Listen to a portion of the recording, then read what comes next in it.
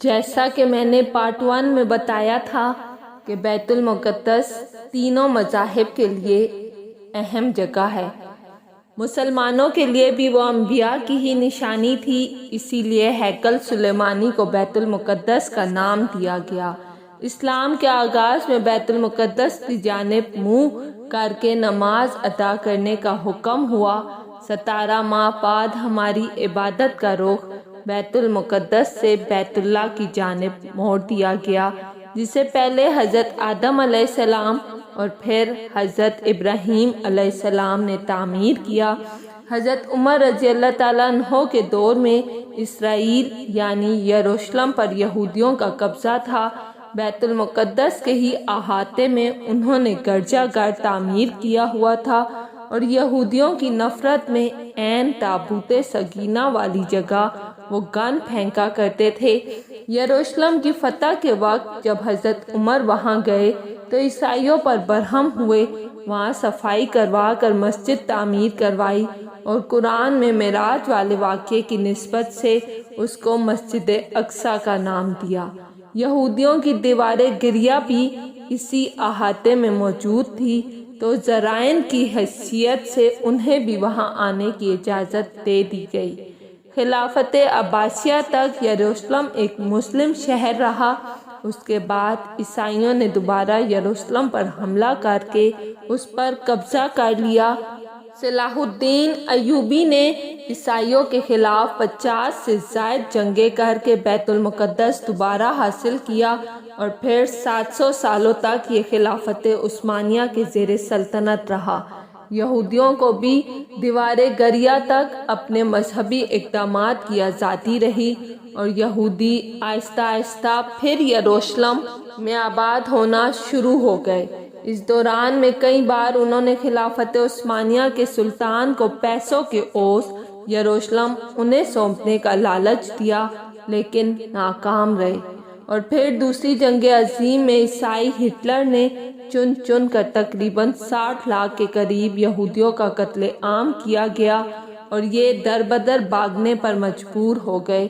اس دوران میں انہیں یہ اندازہ ہو چکا تھا کہ انہیں اب خود اپنی پہچان بنانی ہے اور بائبل میں موجود یہودیوں کے آخری عروج سے قبل والی کئی نشانیاں بھی ظاہر ہو چکی تھی اور وہ یہ تسلیم کر چکے تھے کہ ان کا آخری مسیحا اب دجال ہوگا، جس کی بدولت پوری دنیا میں ان کا دوبارہ بول بالا ہوگا۔ انہوں نے برطانیہ سے ساز پاس کر کے خود کو الگ ریاست تسلیم کروا لیا۔ یوں اسرائیل باقاعدہ ایک ملک کی صورت میں دنیا کے نقشے پر ابھرا، پھر آہستہ آہستہ انہوں نے فلسطین اور دیگر مصری علاقوں پر بھی قبضہ کر لیا۔ عرب ممالک اسرائیل کے خلاف جنگ پر آئے، لیکن اس وقت تک یہ امریکہ، برطانیہ اور یورپ کے آشیرواد سے خود کو اتنا مضبوط کر چکے تھے، عرب ممالک کو اس ایک چھوٹے سے ملک سے منہ کی کھانی پڑی۔ عیسائیوں نے بھی دیکھ لیا کہ اب ان سے لڑ کر کچھ وصول نہیں ہونا بلکہ نقصان ہونا ہے، تو باقاعدہ گرجا گھروں میں پادریوں نے تقریبات منعقد کی اور یہودیوں کے لیے معافی کا اعلان کیا گیا۔ یوں سیاسی اور اقتصادی مفاد پرستی نے 2000 سالوں سے ایک دوسرے کے اضلاع و جانی دشمنوں کو ایک صف پر لا کھڑا کیا اور قرآن کی بات بھی سچ ہو گئی۔ یہود و نصارہ ایک دوسرے کے دوست ہیں۔ یہودیوں کے عقائد کے مطابق وہ ہیکل سلیمانی کی حفاظت نہیں کر پائے تو خود کو قصوروار کہتے ہیں، خود کو سزا دینے کے لیے زنجیروں اور چمڑوں سے پیٹتے ہیں اور دیوار گریہ کے پاس آہوزاری کرتے ہیں۔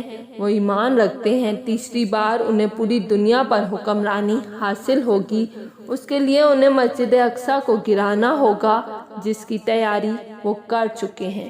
کب سے مسجد اقصیٰ کے نیچے بارودی سرنگیں بچھا دی گئی ہیں، اس کے بعد ہیکل سلیمانی تعمیر کر کے تابوت سکینہ وہاں رکھنا ہے۔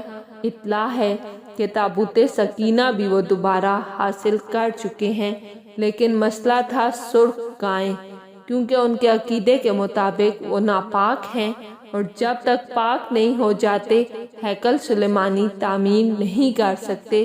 اور پاک ہونے کے لیے سرخ گائے کی قربانی دینا ہوگی۔ وہ گائیں جس کی نشانیاں قرآن پاک میں بیان کی گئی، جو اس وقت بھی انہیں ڈھونڈنے میں مشکل ہوئی تھی، اب بھی 100 سال تک وہ ویسی گائیں کی تلاش کرتے رہے۔ ٹیکنالوجی کا استعمال کرتے ہوئے بچے پیدا کرنے کا کامیاب تجربہ کیا۔ انہوں نے پھر اس تجربے کی بدولت ویسی نشانیوں والی گائیں پیدا کرنے کی کوشش کی گئی، لیکن ناکام رہے۔ 2019 میں ایک امریکی ریاست سے 5 عدد ویسی گائیں انہیں مل گئی جن کے جسم پر سرخ رنگ کے علاوہ اور کوئی بال نہیں تھا۔ انہیں کبھی کام کے لیے استعمال نہیں کیا گیا تھا۔ اگلی نشانی کہ ان پر کسی بیماری کا اثر نہیں ہونا چاہیے۔ پوری دنیا میں کووڈ پھیلا کر مختلف جانوروں کے ساتھ انہیں بھی ٹیسٹ کیا گیا اور ان پر اس بیماری کا کوئی اثر نہ ہوا۔ اگر آپ کو میری ویڈیو پسند آئی ہے تو لائک اور سبسکرائب لازمی کیجیے گا۔